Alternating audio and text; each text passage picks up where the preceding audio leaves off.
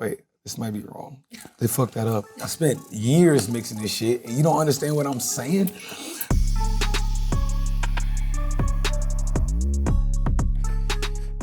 It's lit.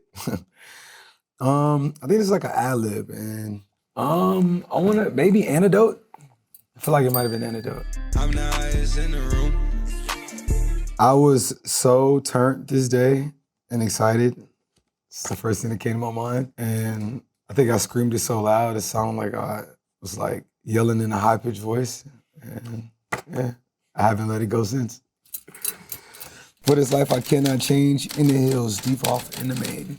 Wow, butterfly effect. For this life I cannot change, in the hills, deep off in the main. Song special. I made this song about a special someone. And yeah, they lived off in the hills in LA, or Calabasas, or where the fuck. Pulled out of the hood Toyota, drove back to the hood Lambo. Beibs in the trap. Pulled out of the hood Toyota, drove back to the hood Lambo. That Toyota is what got me through a couple months, because I didn't really even have a car like that. It was a shit box, but I drove it. I wrecked it, spare tire, no tire, riding on rims, putting water in the, in the whatever the fuck that shit is. And then after that, I was like, you know what? My friends like drove me around everywhere. And also my homie Dozy had a Toyota Corolla that he used to pick me up. And thank you, Dozy. And now, yes, we're going back in Lamborghinis, which is cool. Who the fuck buys cars to just like look at them and shit? Don't touch it, man. You gotta drive that shit. If I take you to my past, you'll be traumatized. Got 1,000 kids outside that's trying to come alive. Stargazing.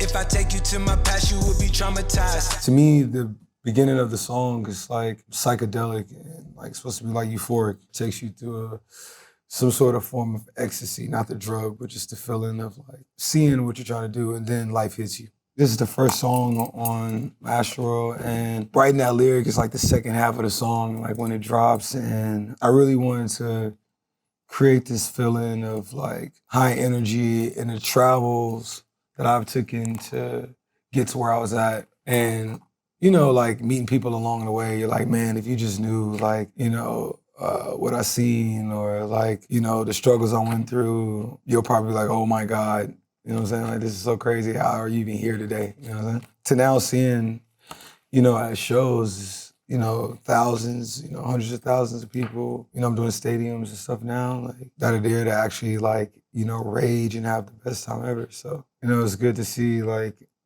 the travels I took are inspiring someone. I feel like everyone can relate to, coming from somewhere that might not have been the best situation, or well, maybe you thought wasn't the best situation, and you always wanted to aspire to, do something greater for them, yourself, and for your family. So I think in general, people can relate with that. Cudi was like that artist for me, where I was listening to his music, I was like, man, I feel like he's living like the same type of house as me. Like, are we staying in the same crib, bro? Like, it's crazy. I feel like our lives are like similar. And so I'm just listening through that. I was like getting me through like every day. And it's like, okay, if he can make it to the other side, so can I. And so it's important for me to at least have something that people can like relate to, so give them that sort of insight.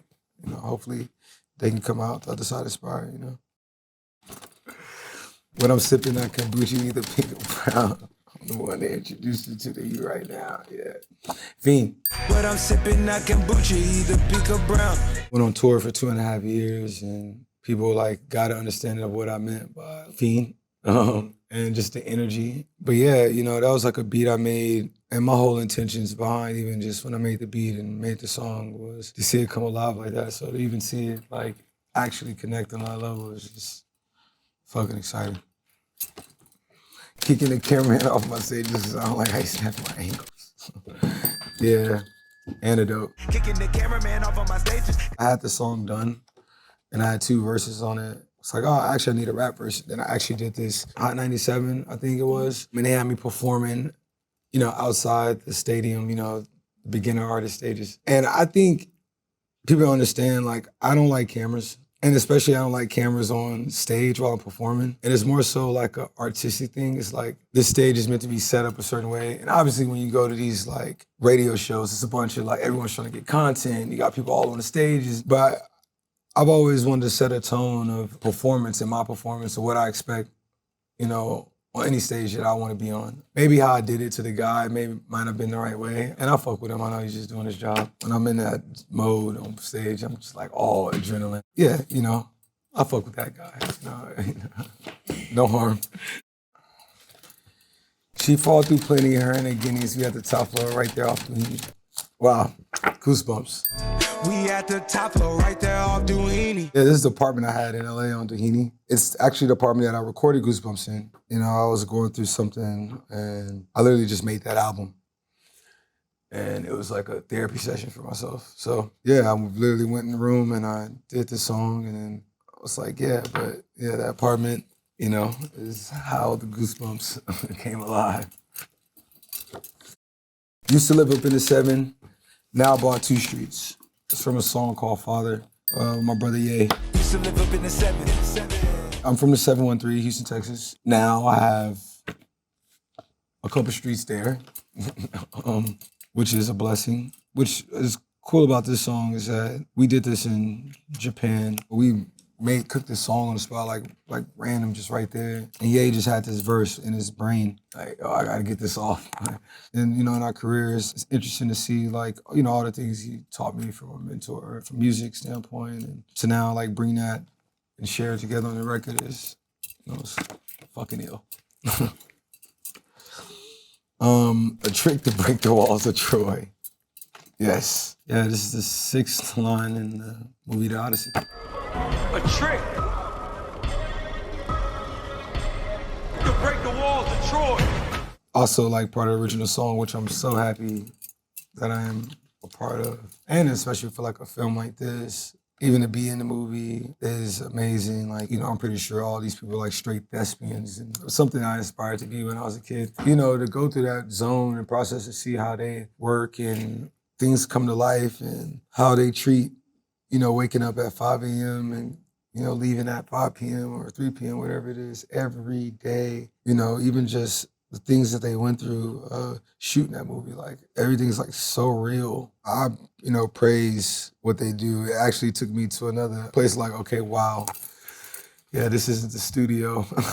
Chris called me, he was like, yo, you think you wanna be in a movie? And I'm like, yeah, you know what I'm saying? I said, man, I'm about to start shooting, you know, this movie called Odyssey. Like, I got this idea. You know, it's telling me about, you know, the Bard role and, you know, how the connection between even just being an artist and, you know, through rap, it's like a form of like, in some sense, like poetry. And I'm like, okay, but what's the idea? He's like, well, I want you to open it. I'm like, all right, bro. Like, he's like, well, just come pull up on me. Like, you know, you come see it if you're down to do it. I'm like, of course I'm down to do it. You know, I don't give a fuck what it is. And, you know, I was just a little bit like, kind of like thrown off by it. And I showed up the first day and I'm thinking like, oh, it's just gonna be me, him, a couple extras, you know, maybe like a couple castmates, you know. Nah, it was everybody. Like, you know, and I was like, fuck, you know. When I saw the film in IMAX for the first time, man, it was wild. Like, me and my guy David was like kicking me. He's like, what the fuck? I'm like, bro, shut up. Like, we in a movie. He's like, oh, this is crazy. But even me, I'm like, oh, this is insane. All of these hoes I made records I produced. All of these hoes I made off records I produced. All of these O's, they fucked that up. All of these O's, like zeros, like dollars, dollar amounts, I made off of these records I produced, which is also like a play on hoes. I might take all my exes and put them all in a group. All of these hoes I made off records I produced. You know, Sicko Mode is like another one of those songs where, like, from a beat standpoint, you know, shout out my boy OZ, man, and my boy Tay Keith. Yeah, you know, that song was always like, in a sense, like special, you know what I'm saying? Just from a beat standpoint. I always felt like, it's kind of like Fino, I had that song on the album, it's just like one of my faves, and that was just one of my faves, you know. Whether it connected or not, I just thought it was gonna be ill. Think I'm shitting on you, but I barely farted. This is Houston Fornication, I think. Shitting on you, but I barely farted. I believe, right?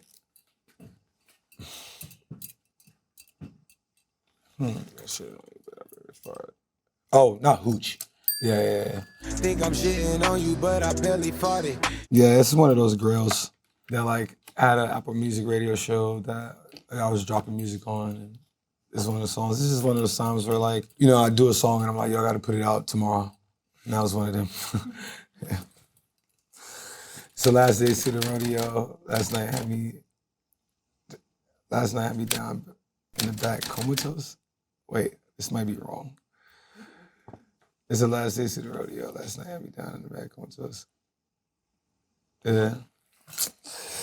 This is Mamacita. This is the last days to the rodeo, last night had me down in the back comatose. Oh, it's not in the back. See, this is why I like, by the way, too, a lot of my lyrics are wrong on Genius, and I used to like call them all the time. Like after my albums come out, I used to be like, yo, bro, it's like totally wrong. I don't get how y'all get other people's lyrics right that, like, I'm fans of them, but I know off rip, you can't understand them. Like, you gotta really know the lingo to catch these lyrics. Like, how are y'all getting this shit? And I know I'm speaking clear as day. Like, I spent years mixing this shit, and you don't understand what I'm saying? No, but I said last night had me down in the bad comatose. Then, like, part of this is not even proper, like, English. Like, last night had me down in the back comatose. Like, no. Yeah. So, yeah.